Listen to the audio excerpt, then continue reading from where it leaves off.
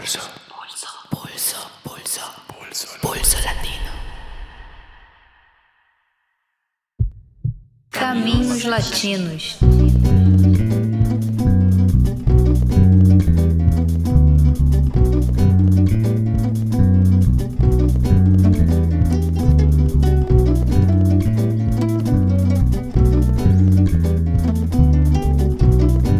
Começa agora o segundo episódio da série Caminhos Latinos.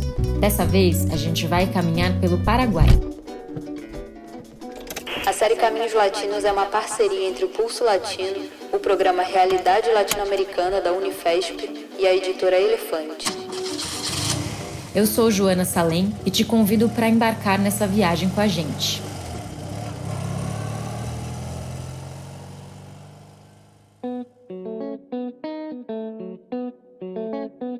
Se você ainda não ouviu o primeiro episódio e quer fazer a viagem desde o ponto de partida, proponho que volte e comece pelo episódio 1, que trata da Argentina.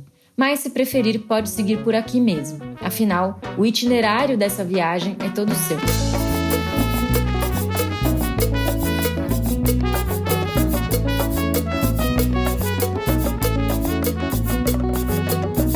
Na primeira parte do episódio, quem vai caminhar com a gente nos contando um pouco da história do Paraguai é o historiador e professor da Unifesp, Fábio Luiz Barbosa dos Santos. Ele é autor de várias obras, entre elas o livro Uma História da Onda Progressista Sul-Americana, editado pela Elefante. Ele também é um dos coordenadores do programa Realidade Latino-Americana. Arriba la usadera, mamita! Já na segunda parte, teremos uma entrevista com o economista paraguaio Luis Rojas Villagra.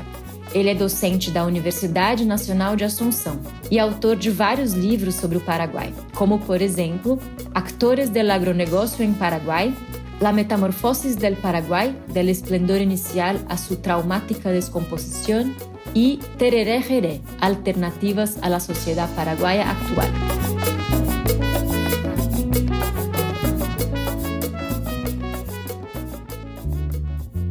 A série Caminhos Latinos vem sendo construída com um grande esforço militante pelo coletivo do Pulso Latino e vários parceiros e apoiadores. Siga o Pulso Latino nas redes sociais, escreva pra gente e indique nosso trabalho pros seus amigos. E claro, não deixe de nos escutar pelo seu aplicativo de podcast favorito. Então vamos ao episódio. Primeiro, um mergulho na história paraguaia com o professor Fábio Luiz. E, em seguida, a entrevista com Luis Rojas, que será conduzida pelo grande parceiro Rafael Lima. Valeu, Rafa!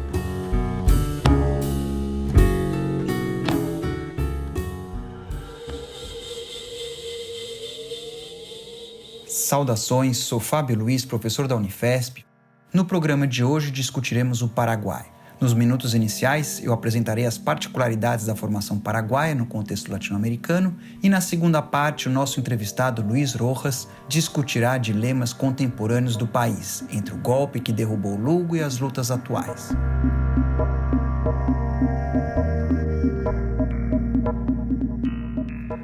Então, quais as particularidades mais importantes para quem quer entender o passado e o presente do Paraguai? Nessa discussão, eu vou salientar 3 aspectos.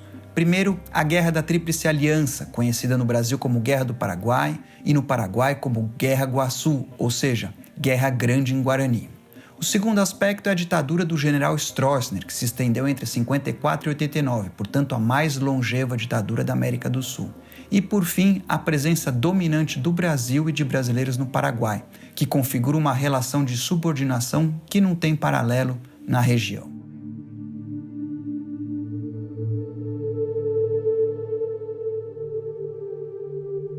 Então vamos começar pela Guerra Guaçu. Vocês devem saber que a independência do Paraguai, no começo do século XIX, ela foi singular na América Espanhola. Por quê? Ela foi singular porque ela se fez principalmente contra a dominância de Buenos Aires na região do Prata. Foi antes contra Buenos Aires do que contra a Espanha. Então, nesse processo, que foi liderado pelo Gaspar Rodrigues Francia, que depois comandou o país entre 1813 e 1840, o poder da aristocracia rural foi extirpado e as terras foram feitas públicas, o que hoje em dia a gente chamaria de nacionalização. E isso foi feito, entre outros motivos, para prevenir a formação de uma oligarquia rural que se articulasse com Buenos Aires contra a soberania do novo país. Um país que nasceu numa condição mediterrânea, ou seja, sem acesso ao mar. E isso vai ser muito importante para o futuro do país, inclusive para a Guerra Iguaçu. Então isso significa que o Paraguai foi um dos únicos países latino-americanos cuja política pós-independência não foi dominada pelo fenômeno do caudilismo. Por motivos diferentes, a gente pode dizer que isso também aconteceu no Chile, pela centralização do Estado, e no Haiti, no curso da Revolução que deu origem à nação haitiana. O Paraguai, sob o comando de Francia, como eu disse, entre 12 e 40, entre 13 e 40, que aliás é um personagem que foi imortalizado na literatura universal por um grande escritor paraguaio, Augusto Roa Bastos, no romance Yo el Supremo. Então esse Paraguai francista foi um país essencialmente agropastoril, assentado em pequenos camponeses de cultura hispano-guarani. A gente deve lembrar que o Paraguai é o único país do Cone Sul bilíngue nos dias de hoje. Então, uma economia voltada principalmente para a autossuficiência, em que as terras, como eu já disse, pertenciam às instâncias da pátria, e o comércio exterior era comandado pelo Estado. Por exemplo, o negócio da exportação de erva mate, que, aliás, é um costume guarani, né? Aliás, muitos brasileiros que visitam o Paraguai notam que os paraguaios falam castelhano com sotaque caipira, o que provavelmente tem a ver com o legado comum guarani nessa região do Cone Sul. Então, em síntese, a gente pode dizer que o Paraguai foi o mais próximo de um Estado-nação autônomo que emergiu das lutas de independência na América Latina no século XIX. E isso é parte do paradoxo do país. Veja, acho que não é uma coincidência que o Estado mais autônomo no século XIX seja hoje o menos autônomo. E, no caso, ainda tem uma relação de dependência com o Brasil. É interessante observar que o Haiti, que eu acabo de mencionar, viveu uma trajetória comparável nesse sentido. Segundo o principal especialista na Guerra da Tríplice Aliança no Brasil, Mário Maestre, a Guerra da Tríplice Aliança ela teve 3 objetivos principais. 1. Reestabelecer a suzerania do Império Brasileiro sobre o Uruguai. A gente deve lembrar que a guerra começou com a invasão do Brasil sobre o Uruguai. 2. Impor o centralismo portenho sobre as províncias federalistas argentinas. E, por fim, estabelecer uma hegemonia partilhada entre o Império do Brasil e a Argentina na região do Prata. No entanto, alcançar esses objetivos implicou em destruir a autonomia do Estado paraguaio, uma destruição, vamos dizer, uma autonomia comprometida até os dias de hoje. Então, embora a guerra tenha sido desencadeada, como eu falei, por uma invasão do Uruguai pelo exército brasileiro, que colocou, diga-se de passagem, no poder os colorados, que ficaram depois 93 anos no poder no Uruguai, a guerra ela aconteceu principalmente no território paraguaio. Embora uma historiografia nacional patriótica, tanto brasileira como argentina, ela pinte a resistência encarniçada, heróica, dramática dos paraguaios. Ela é pintada como a obra de um tirano insano que conduziu o seu povo ao mecatombe. E no Brasil, essa visão, a gente deve dizer que ela é praticamente uma política de Estado, já que a guerra contra o Paraguai, ela é o núcleo da narrativa fundacional do Exército Brasileiro, o que a gente percebe, por exemplo, nomes de ruas em cidades brasileiras que evocam o conflito, como o Duque de Caxias, Voluntários da Pátria, Cerro Corá e outros nomes muito comuns em toda a cidade brasileira. Mas eu estava dizendo, é verdade que o Solano Lopes, ele não era um democrata, digamos assim. Ele jamais abandonou visões elitistas e pouco republicanas da política. Podemos dizer que ele dirigiu a resistência nacional, uma resistência, em última análise, que levou à morte dele, inclusive, por razões que eram próprias. Mas, por outro lado, é preciso reconhecer que a população camponesa lutou bravamente em defesa de tudo que possuía e tinha conquistado, sobretudo na era francista. Ou seja, a população plebeia paraguaia lutou uma guerra de defesa nacional e social. Por outro lado, as classes dominantes do país conspiraram pela entrega do país aos invasores, seja os paraguaios de dentro, principalmente os que estavam fora, conhecido como a Legião Estrangeira no Paraguai, uma entrega que se concluiu em 70, mediante a ocupação brasileira de Assunção, tendo como pano de fundo o arrasamento do país. Naquele momento já lutavam do lado do Paraguai velhos e crianças pela absoluta falta de combatentes jovens. A derrota do Paraguai na guerra modificou completamente as relações de poder e a inserção internacional do país. o governo do Bernardino Cabageiro, que tinha sido o principal general do Solano Lopes. Nesse governo aconteceu a venda e a privatização das terras públicas, inclusive para capitais estrangeiros, principalmente argentinos. E é aí que está as raízes de uma das piores concentrações de terra no mundo, que chega, ainda nos dias de hoje, é medida em torno de 0,93% pelo índice de Gini, que é quase a concentração perfeita, né? A desigualdade perfeita.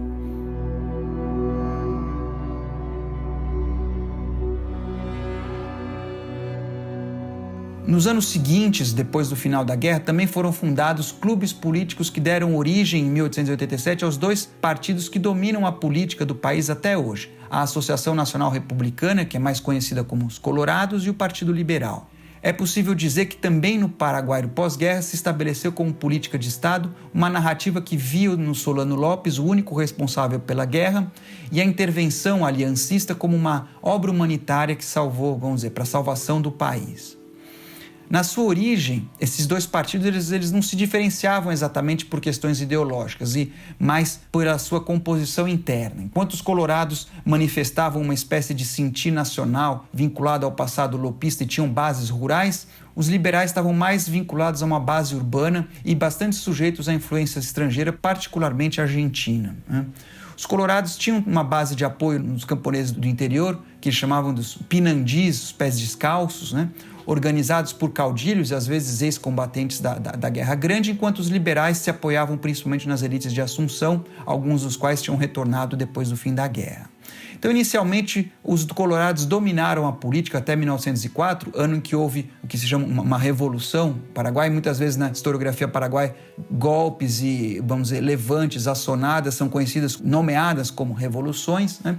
Então, os liberais cabeçaram um movimento armado que daí inaugurou uma etapa de dominância liberal até 1936, né? Esse período foi marcado por uma extrema instabilidade, que, aliás, uma instabilidade que só foi superada pela intervenção dos militares por meio de duas ditaduras, a primeira entre 40 e 48 e depois a ditadura do Stroessner a partir de 54. Então, nesse período, né, entre 1904 e 1940, quando começa a ditadura do general Morínigo, é possível contar 22 presidentes, 21 tentativas de golpe de Estado, levantes militares, 2 guerras civis, enquanto o estado de sítio foi decretado 14 vezes, né? Então, para ilustrar essa instabilidade. A intervenção dos militares na política foi um dos desdobramentos da guerra com a Bolívia entre 32 e 35, conhecido como a Guerra do Chaco. As Forças Armadas tomaram o poder no Paraguai pela primeira vez em fevereiro de 36, no curso da chamada Revolução de Fevereiro, num contexto em que havia uma diversificação da vida política no país, né? O surgimento de novos partidos, tanto de esquerda como de direita, organizações estudantis, sindicatos. Naquelas alturas, é importante dizer, o coloradismo passava por ou já tinha passado por uma transformação ideológica, criticando o liberalismo como uma doutrina exógena e defendendo o que eles consideravam como nacional. E isso implicou também uma ressignificação da guerra, né? Então, enquanto os liberais persistiam na narrativa do Solano Lopes como um tirano que levou o país ao suicídio, os colorados recuperaram a sua figura e consideraram ele como um herói, né? Foi uma recuperação de tom nacionalista, mas um nacionalismo de caráter conservador e autoritário, que vai ser o nacionalismo que caracterizará a ditadura do Stroessner. Estou observando isso porque você tem esse paradoxo, né, do coloradismo, então, ter reivindicado positivamente, vamos dizer, a figura do Solano Lopes e o papel paraguaio na Guerra Grande. A ditadura do general Morínigo entre 40 e 48, então, ela representou o fim da hegemonia liberal. E quando esse regime ensaiou uma abertura democrática em 47, era o contexto já da Guerra Fria, o Paraguai acabou mergulhando na guerra civil mais sangrenta da sua história, que no seu desenlace terminou com milhares de liberais, de febreristas, que é o pessoal do Levante de fevereiro de 36, e comunistas mortos, exilados, enfim, um conflito bastante violento e que pode ser considerado como ponto de ascensão, né, da tomada do poder pelos colorados. Daí em diante, até os dias de hoje, todas as alternâncias políticas no país, elas se deram no interior do coloradismo. A única exceção a esse padrão foi a breve presidência do Fernando Lugo entre 2008 e 2012, o que ajuda a aquilatar o significado desse governo que será discutido mais adiante. Então, mesmo a ditadura do Stroessner em 54, o golpe que abriu caminho para a ditadura, foi contra um colorado, né? Um colorado democrata, podemos dizer, o Francisco Chaves, que tinha sido eleito, entre aspas, numa eleição de candidato único e foi derrubado no momento em que ele se aproximava, flertava com o peronismo. A gente deve lembrar essas sincronias da história da América Latina. 54 foi o ano do suicídio do Vargas e 55, o ano seguinte, foi o golpe que derrubou o Perón. Então, depois de uma breve transição, o então coronel Stroessner assumiu o comando do país e ele segurou esse comando por 35 anos, então entre 54 e 89. Pensem que é mais ou menos como se tivesse uma ditadura com um ditador entre o suicídio do Getúlio e a eleição do Collor.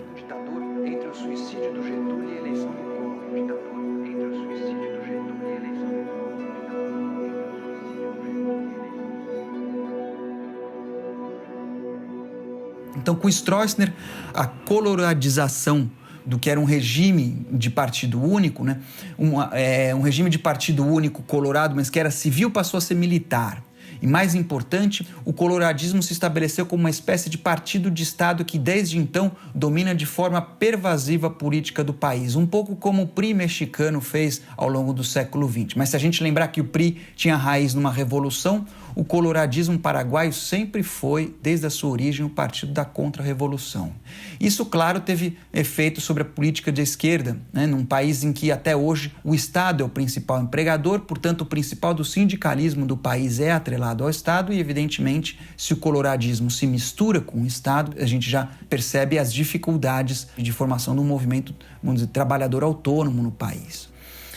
Além de estabelecer a dominância colorada, a ditadura ela implicou também uma inflexão na inserção internacional do país. A importância da Argentina declinou, junto com o declínio da importância da Argentina de modo geral. E as relações com o Brasil e com os Estados Unidos se impuseram, se intensificaram no lugar. Então, se em 1940 mais da metade do investimento estrangeiro no país era argentino, 20 anos depois eram os Estados Unidos que lideravam, seguidos pelo Brasil.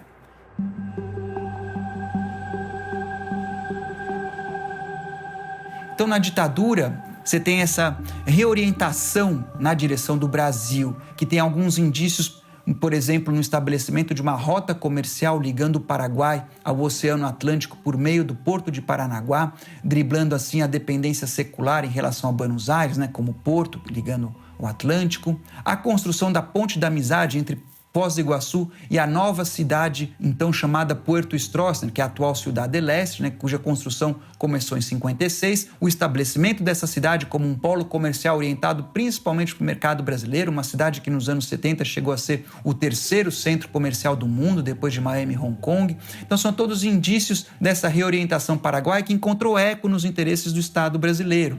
Vínculos que evidentemente se estreitaram com a ditadura do Brasil, quando preocupações geopolíticas e econômicas de um lado e de outro convergiram em projetos de interesse comum, como a colonização da região fronteiriça, em que a marcha para o oeste, no caso brasileiro, convergiu com o que chama a marcha para o leste, no caso paraguaio, a construção da usina de Itaipu e a cumplicidade em torno da repressão social que tem como principal expressão a Operação Condors. Talvez vocês saibam, os principais arquivos, o maior achado de arquivos da Operação Condor aconteceu no Paraguai.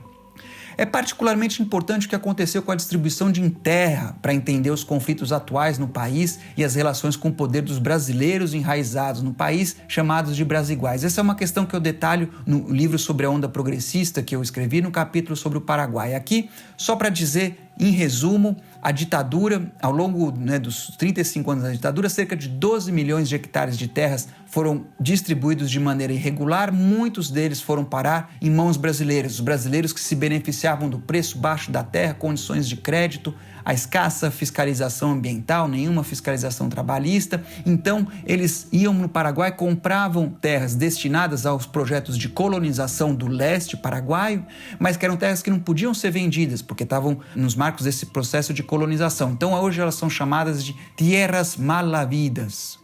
Então veja, se em 69 você quase não tinha colono brasileiro no Paraguai, era cerca de 10, 11 mil brasileiros, no fim da década de 70 já tinha 150 mil, e em 1990, 500 mil brasileiros. Então está na gênese daquilo que um geógrafo francês chamou de espaço brasiguaio. E a relação dos brasileiros com paraguaios, ela é única, no sentido de que, geralmente, o imigrante ele é discriminado no país e que o recebe. E, no caso dos brasileiros do Paraguai, é um caso único porque são os imigrantes que discriminam o país que o recebe.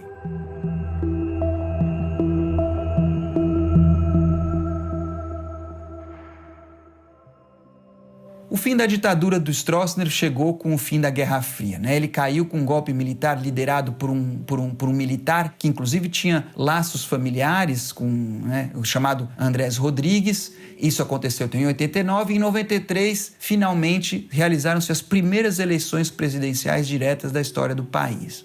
Nos anos seguintes muita coisa aconteceu. O vice-presidente Arganha foi assassinado em 99, depois teve a renúncia do Cubas Graus, diante da pressão popular, um episódio conhecido como Março Paraguaio.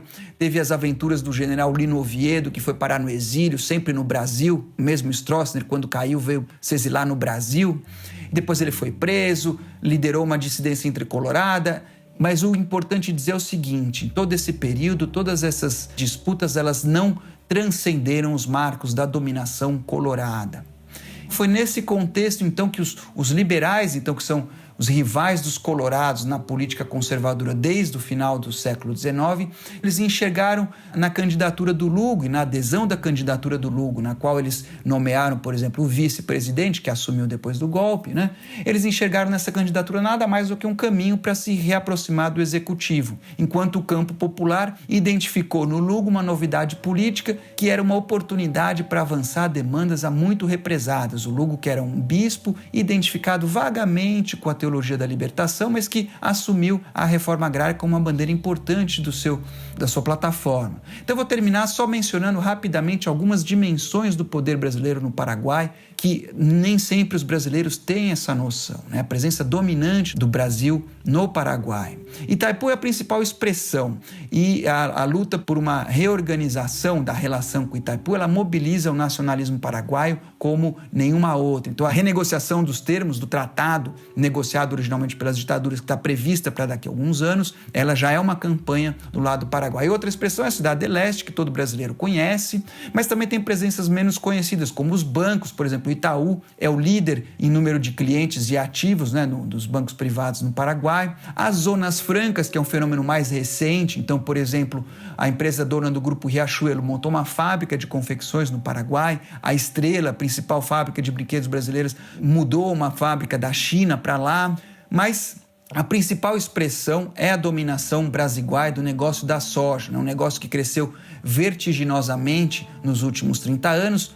A soja transgênica, o Paraguai é atualmente, acho que o quarto principal exportador de soja, também é um oitavo exportador da pecuária, e os brasileiros, os brasiguais, ocupam um lugar predominante, né? Estima-se que os brasileiros possuem cerca de 1/5 das melhores terras, que incluem 40% da área dedicada à soja do país, né? E a soja tem uma pequena, ínfima integração nas cadeias produtivas, uma espécie de economia de enclave. Como eu já disse, muitas dessas terras de procedência irregular, e então a expansão da soja também implicou a ocupação das terras do Estado, chamada tierras fiscales, o que agravou as contradições do agronegócio, os modos de vida de orientação camponesa, uma devastação ambiental, inclusive no oriente do país e no Chaco.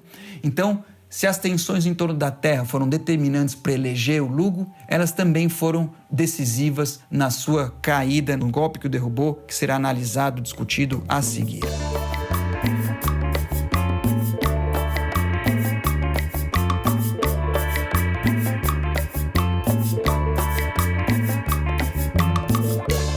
Olá, eu sou Rafael Lima e agora, partindo deste caminho pela história do Paraguai, traçado pelo Fábio Luiz, passamos a um bate-papo com Luis Rojas Villagra.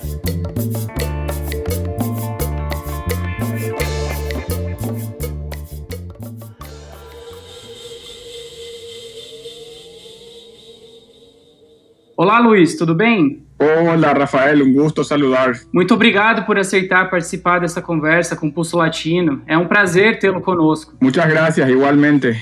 Quando eu te conheci em Assunção, em dezembro do ano passado, você falou que a história do Paraguai é a história da luta pela terra. O Fábio Luiz, na introdução do episódio, também tocou nesse ponto, da concentração fundiária no país como sendo uma das maiores do mundo e agravada por um processo de estrangeirização do campo paraguaio que atrai latifundiários brasileiros há décadas, conhecidos como brasiguaios, e que vem, inclusive, sendo estudado como subimperialismo brasileiro no Paraguai.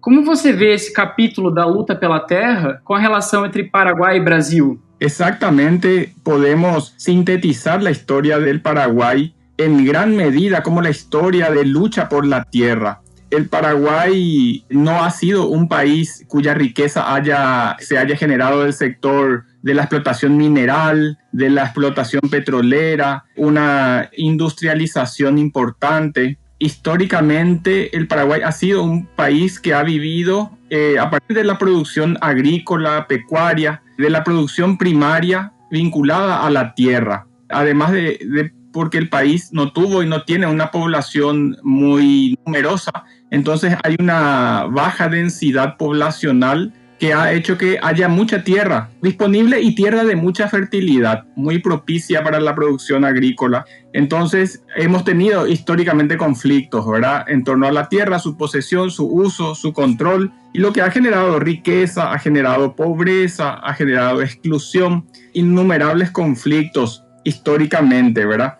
Como Fábio Luiz lo detalló, Paraguay tiene una estructura latifundista, una elevadísima concentración de la tierra, y esto tiene sus raíces principales en la posguerra, la guerra de la Triple Alianza, la Guerra Grande en Paraguay, en los años posteriores a 1870, cuando se dio el fin de la guerra y el fin del Estado independiente, del Paraguay independiente, y se construyó un Estado liberal con una altísima concentración de la tierra a partir de la venta, de la enajenación de las tierras públicas y la apropiación, la privatización por parte de grandes capitales extranjeros de la tierra. Allí, digamos, se instala a fines del siglo XIX, inicios del siglo XX, esa estructura latifundista terrateniente que ya no va a abandonar el Paraguay hasta nuestros días. Paraguay sigue siendo un país latifundista con una enorme concentración de la tierra desde aquellos años.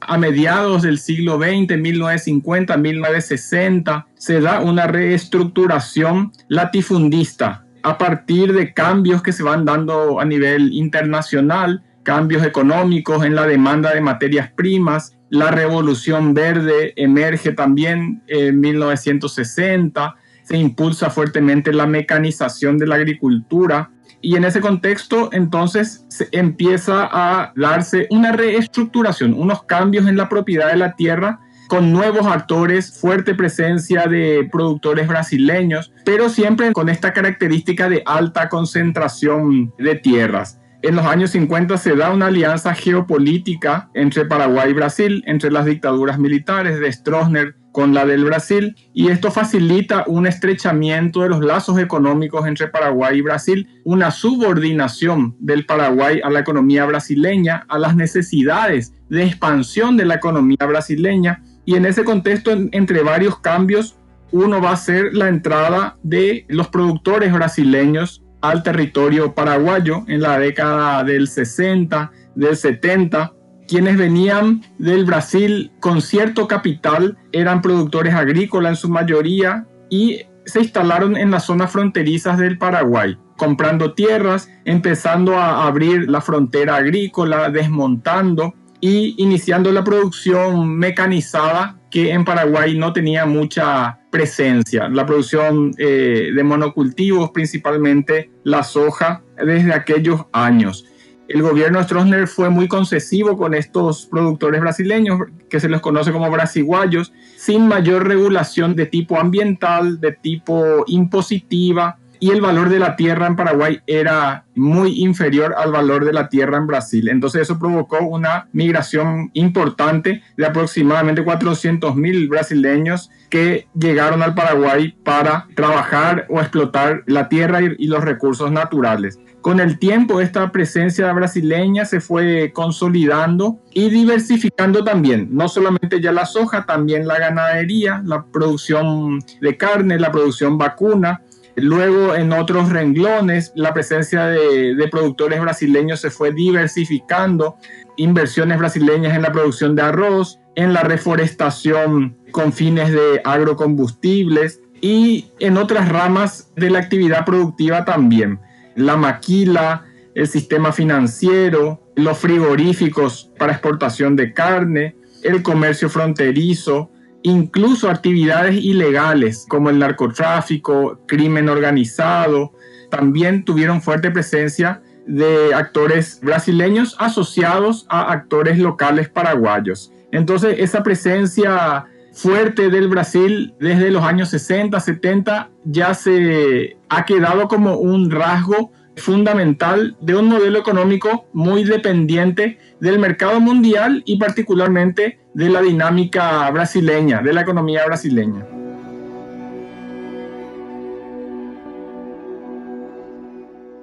O Paraguai é um dos países com a mais alta taxa de informalidade do trabalho na América Latina. Possui baixos níveis de sindicalização e vem apostando na instalação de empresas maquiladoras, como você citou. Também com forte presença de empresários brasileiros. O ex-presidente Horácio Cartes, que é uma figura política muito forte no país e do coloradismo, quando recebeu em 2014 representantes da Confederação da Indústria e do Comércio do Brasil, proferiu a seguinte frase: "Usem e abusem do Paraguai".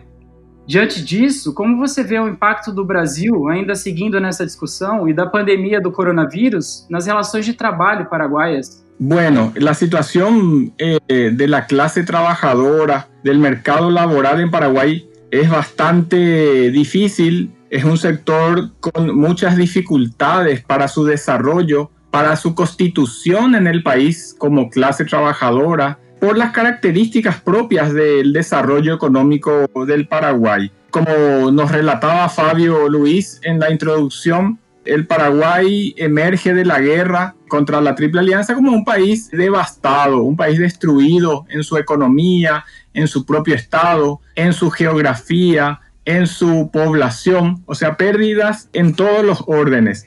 Y como efecto de la guerra, el Paraguay es vinculado a la economía mundial como un país proveedor de materias primas, como un país sin mayores procesos de industrialización, de desarrollo de actividades industriales, sino más bien explotación de recursos naturales, de la tierra, de los bosques, de la madera, del agua y exportación de esas materias primas hacia los mercados internacionales. Entonces, en esa división internacional del trabajo, Paraguay queda relegado a no tener un desarrollo industrial.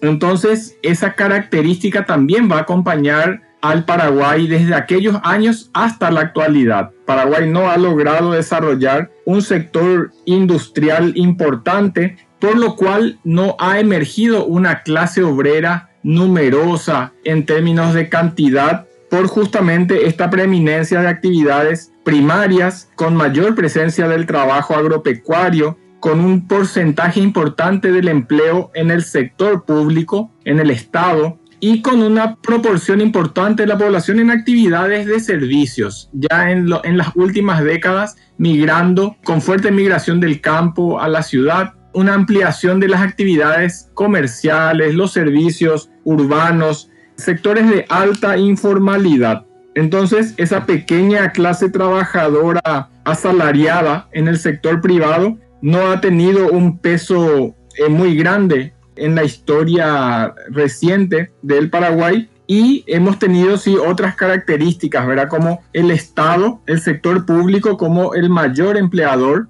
en la economía, a su vez la falta de empleos por la falta de desarrollo industrial, además de saldarse con el empleo estatal, se saldó con una fuerte emigración de paraguayos al exterior, en gran cantidad a Buenos Aires, en un momento también en una cantidad importante a los Estados Unidos, en un momento a España, una emigración bastante fluida hacia otros países. Hoy día tenemos el 71% del empleo en el sector informal, con características de informalidad, bajos salarios, sin contratos, sin estabilidad laboral y mayores beneficios sociales. Una situación de mucha precariedad laboral en general. Los sindicatos, por ende, más fuertes, más importantes históricamente en Paraguay han sido sindicatos del sector público, del sector estatal, con trabajadores de la educación, trabajadores de la salud, trabajadores de empresas públicas como la empresa de energía, del agua, de telecomunicaciones, y con mucho menor peso de sindicatos de trabajadores del sector privado. En resumen, Paraguay, por este papel de proveedor de materias primas, tiene una economía globalizada, pero internamente tan solo un 20% aproximadamente de los trabajadores, de la población en general, está vinculada a esa economía globalizada. La gran mayoría está en una situación de depresión económica, de flexibilización laboral, de precariedad económica, con mucha desigualdad, pobreza, marginación, exclusión social y lógicamente también altos niveles de violencia, de delincuencia, como resultado de ese modelo sin desarrollo y de alta dependencia del capital y de la demanda internacional.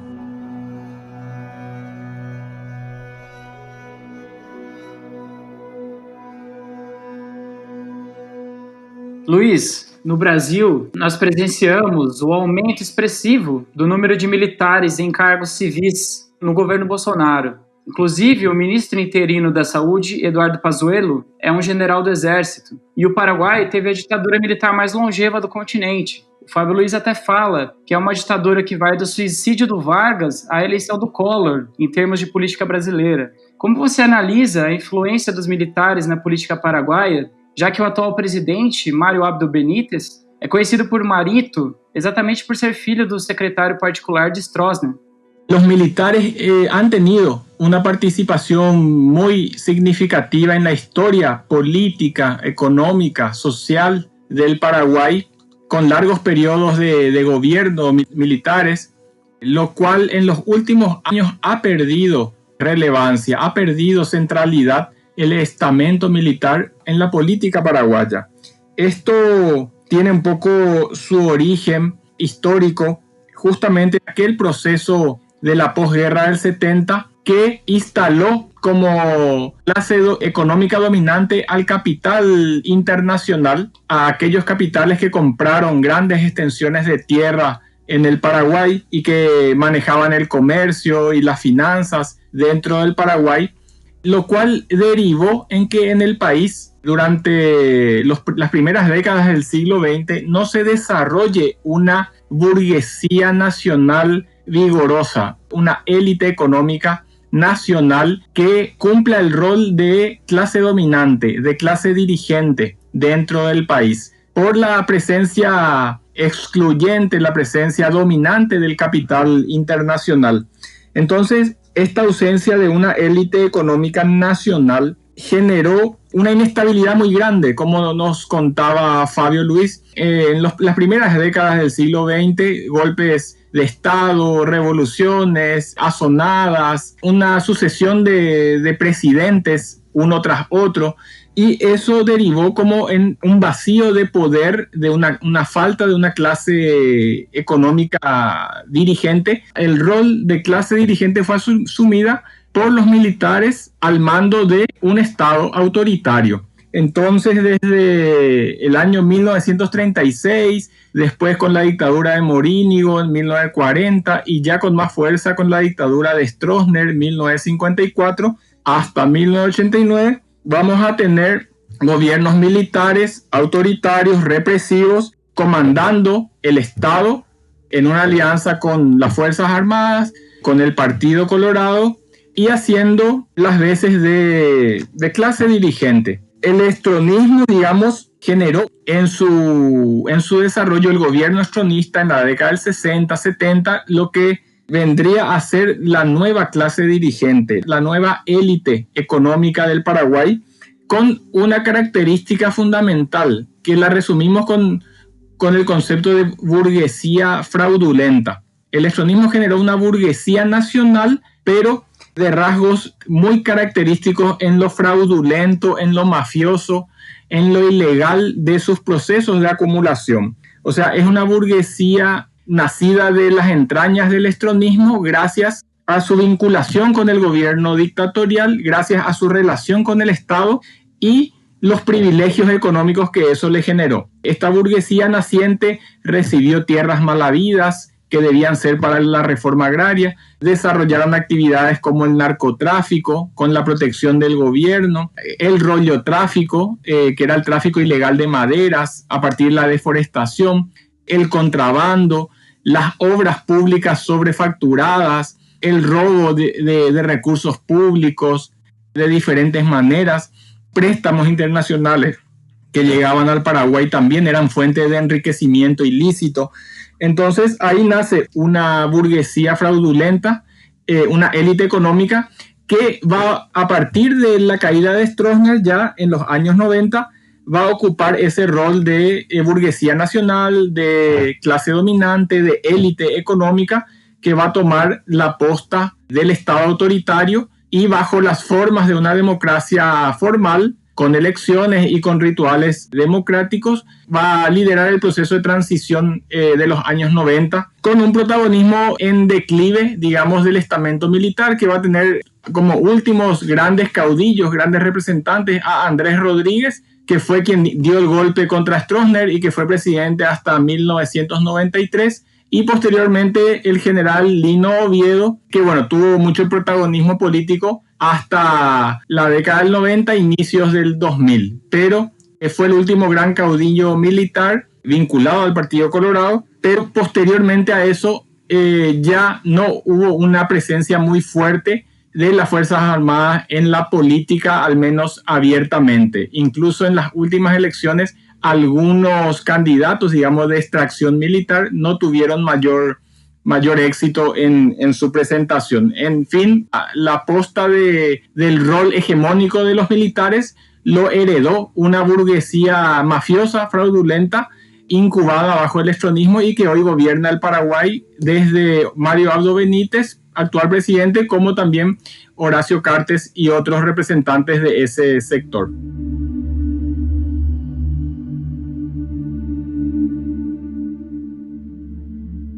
Paraguai teve a mais curta experiência progressista da região, com o governo do Fernando Lugo, interrompido por um golpe de Estado em 2012. Se você puder contar um pouco, Luiz, sobre quais eram as bandeiras da Frente Iguaçu, que inclusive nasce durante o mandato, y las dificultades que ese gobierno enfrentó en ese corto periodo.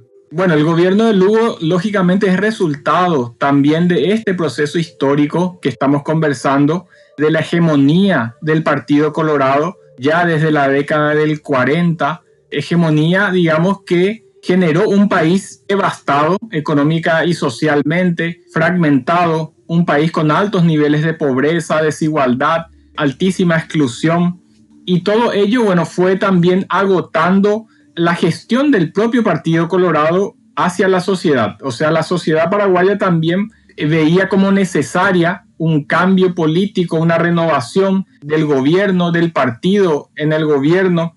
En cierta manera, la figura de Lugo en el 2006-2007 catalizó un poco ese descontento social existente en el Paraguay contra un modelo político altamente corrupto y prebendario, clientelar, y una economía para privilegiados, una economía para pocos, que era la economía paraguaya. Entonces, el voto hacia Lugo fue un voto fuertemente de rechazo hacia una situación existente en el país. También sumó el contexto regional de gobiernos progresistas. Estamos hablando del 2007, de 2008, cuando gobernaba Chávez en Venezuela, Evo Morales en Bolivia, Lula en Brasil, el Frente Amplio en Uruguay, los Kirchner en Argentina, Correa en Ecuador. O sea, era el momento más álgido, digamos, del progresismo latinoamericano. Y eso también llegó al Paraguay como una necesidad de un cambio hacia un modelo más social, de economía, más social, de abordaje político, y la figura de Lugo, de obispo, de cercano a organizaciones campesinas, canalizó ese momento histórico, aquella coyuntura. Lugo no tenía condiciones propias para llevar una candidatura exitosa, no tenía un partido propio, no tenía bases sociales sólidas, entonces hizo una alianza con un partido conservador, con el segundo partido en importancia, un partido de derecha en Paraguay, que es el Partido Liberal Radical Auténtico, y también con apoyo de sectores populares, pero no era un proyecto transformador, emancipador, por lo cual las banderas, digamos, las propuestas, eran propuestas mínimas, eran propuestas democráticas, de renovación, por ejemplo, del Poder Judicial, de la despartidización del Poder Judicial, de una reforma agraria que mejore las condiciones de la población campesina, la soberanía hidroeléctrica, que tenía que ver con la renegociación de Itaipú con el Brasil. Entonces eran estas un poco las banderas, digamos, del gobierno de Lugo, pero logrado el objetivo primero de ganar las elecciones, llegar al poder, ya se encontró con innumerables problemas, ¿verdad? Por ser un gobierno políticamente débil, Lugo, por ejemplo, no tenía una bancada propia en el Congreso. Las bancadas eran de los partidos conservadores, Colorado y Liberal. Tenía un solo senador.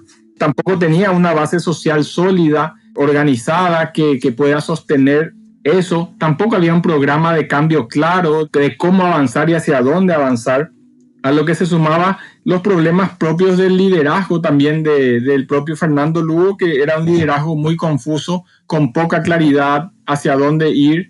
A eso se sumó la presión del propio Partido Colorado, que había sido desplazado, y de los sectores empresariales de la derecha, que en todo momento presionaron para que el gobierno no tome medidas progresistas, aumento de impuestos, distribución de tierras, ninguna de estas medidas.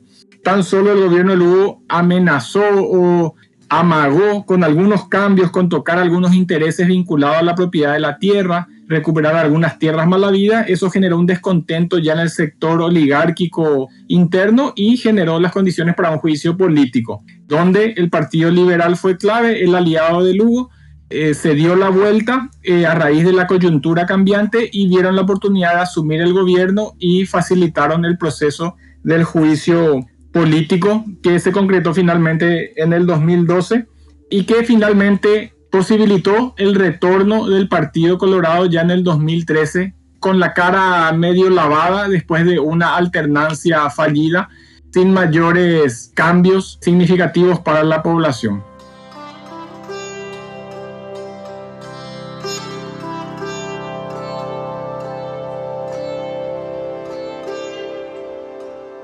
Por fim, e para a gente terminar com um pouco de esperança nesses tempos tão difíceis de pandemia, crise civilizacional, eu queria saber quem são as esquerdas paraguaias, como têm se organizado e quais são as potencialidades de luta que você vislumbra diante desse cenário, Luis. Y existe mucha diversidad dentro de las izquierdas, las organizaciones sociales. Existen diferentes luchas, un tanto fragmentadas, un tanto desarticuladas todavía, pero el proceso histórico paraguayo ha sido altamente complejo. Hemos tenido un periodo muy represivo con los gobiernos militares. El estronismo fue muy implacable en la persecución, en el asesinato, la tortura, el exilio. Eso dejó una herencia, una estela de miedo, de temor, de dificultad en la participación política de varias generaciones, y también dificultad en la organización de los sectores populares. También el estronismo generó una política de cooptación de líderes sociales, de trabajadores, de sindicalistas, a través de cargos en el Estado, de algunas prebendas. O sea, mucha corrupción, mucho clientelismo también dificultaron la organización de los sectores populares. Sin embargo, han habido luchas muy intensas por la tierra, luchas campesinas, luchas de comunidades indígenas por acceder a un territorio, a un pedazo de tierra. Cientos de asentamientos campesinos se han logrado en base a a las ocupaciones, a la lucha organizada, desde los años 80, 90. En los últimos años fue más difícil por la creciente criminalización de la lucha social, pero también han habido los últimos años luchas estudiantiles, han habido importantes luchas de movimientos barriales, de sectores sin techo, de trabajadores también por mejorar su situación laboral. Entonces, la lucha social es diversa, de las mujeres, colectivos de mujeres que van reivindicando los derechos de las mujeres también. Entonces, la lucha está viva, la lucha está en diferentes sectores, de diferentes maneras. También hay una izquierda partidaria, hoy día, digamos, dividida como en dos sectores, una izquierda más institucionalista, más volcada a los procesos electorales y a ganar espacios en instituciones del Estado. Bueno, esa es la izquierda liderada por Lugo y el Frente Guazú. Y otra izquierda como el Partido Comunista Paraguayo, el Partido Paraguay Pajurá, que es un partido de fuerte base campesina, que digamos es una izquierda no institucionalista que apuesta más a la lucha popular, a la lucha social, bajo la consigna de la construcción de poder popular. Y bueno, en esa diversidad de actores todavía predomina una significativa fragmentación o ciertas divisiones que impiden que las izquierdas y los sectores populares, las organizaciones sociales, logren tener una fuerza, una escala, un volumen que permita confrontar con mayor éxito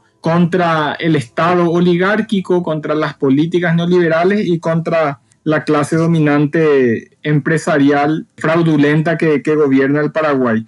Pero hay muchas experiencias de lucha muy, muy ricas, hay conquistas de derechos también, hay, como decía, muchos asentamientos en las zonas rurales, en zonas periurbanas, que son resultado de la lucha y que hoy ofrecen condiciones de vida para quienes viven allí, quienes lucharon, los hijos. Entonces hay un cúmulo de experiencias dispersas que pueden converger y bueno, se está trabajando en eso de diferentes maneras en la tarea de hoy, de articular, de converger, de unir diferentes actores que tienen el denominador común de ser víctimas de un sistema económico, político, excluyente, instalado, construido para beneficiar a pequeñas minorías económicamente dominantes.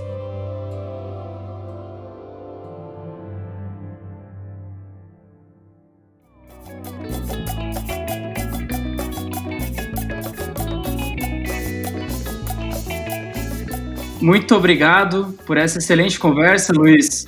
Sem dúvidas vai contribuir para que os brasileiros conheçam melhor a realidade paraguaia. Isso é fundamental. Muchas gracias, Rafael. Y las luchas nuestras son las luchas del pueblo brasileño también, de los pueblos latinoamericanos, y nuestras articulaciones tienen que ser también por encima de las fronteras, ya que tenemos mucho que ganar en una lucha latinoamericana colectiva.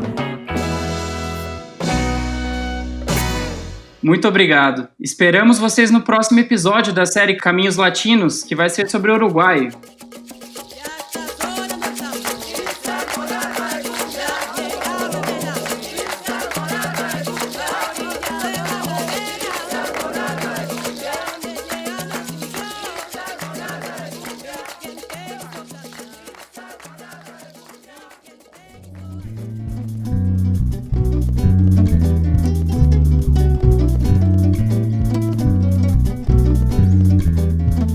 Podcast conta com edição e mixagem de Felipe Yamahata.